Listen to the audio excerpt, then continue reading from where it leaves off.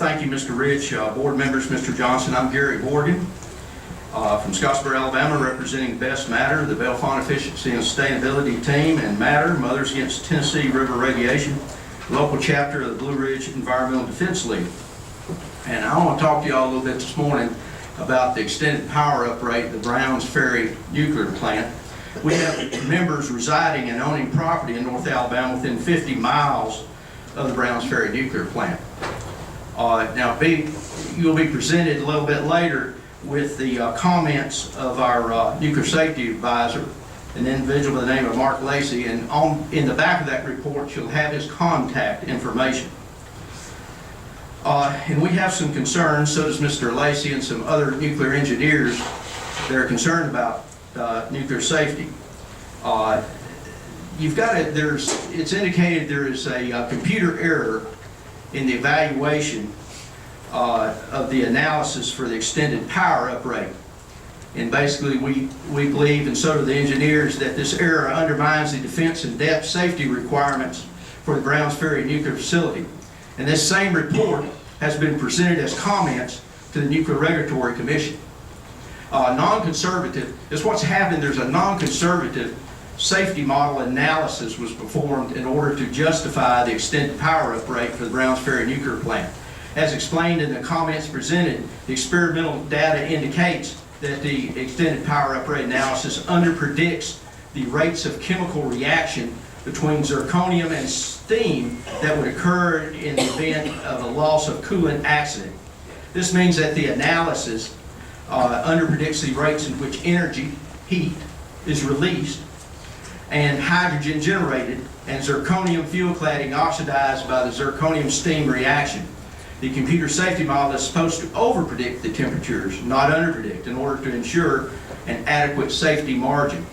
By overlooking the deficiencies in the computer safety models, the TVA and NRC have undermined the defense and depth. And this also compromises, we feel, the health and safety of citizens living in the area surrounding Browns Ferry nuclear plant. Mr. Lacey is the one that provided this to us, and will be presented to you. His contact information is at the back of the report. It's an extensive report, references listed from previous surveys about the computer analysis and the reaction that occurs in a nuclear reactor. Thank you. With Best Matter, and 3 years ago we presented to the TVA directors our study on the radiation leaks and safety problems at the Browns Ferry nuclear power plant. A significant rise in mortality rates that you can see this rise here. From before and after Browns Ferry came on between 1968 and 2010. And other serious health issues near the plant. So today I'm bringing you some fuzzy dice to help remind you that you are basing your application for power uprates at Browns Ferry on really fuzzy science. My colleague Gary Morgan discussed it, and you have Mark Lacey's comments on this. And we think that you're using this data, which is faulty data. The 3 Fukushima-style reactors near Huntsville, Alabama have had serious and persistent safety issues since they started up in the mid-1970s, forcing each of them to shut down for long periods, in fact for 6 to 10 and 22 years.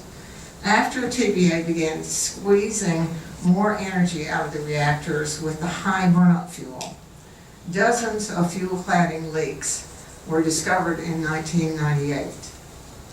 Sadly, infant mortality in the Browns Ferry downwind area began rising around the same time to 8.7% above the national average within 5 years of the leak's discoveries.